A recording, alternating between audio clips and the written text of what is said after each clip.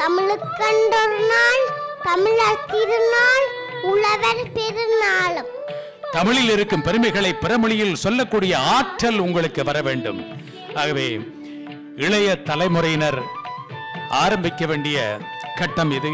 அதற்கு அவர்களை தூண்ட வேண்டிய மிகப்பெரிய பொறுப்பு தமிழ் பெற்றோர்களுக்குரியது. நீங்கள் எந்த நாட்டில் வாழ்ந்தால் என்ன, வீட்டு மொழியாக தயவு செய்து தமிழ் மொழியிலே பேசுங்கள் என்று பணிவோடு வேண்டுகின்றேன்.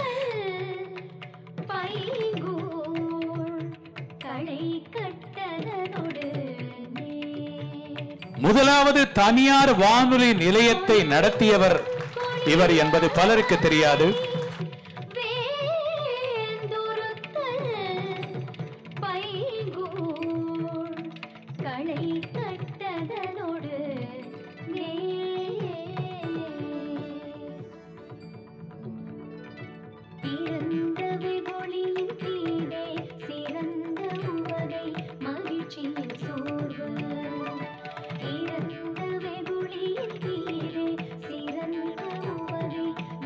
G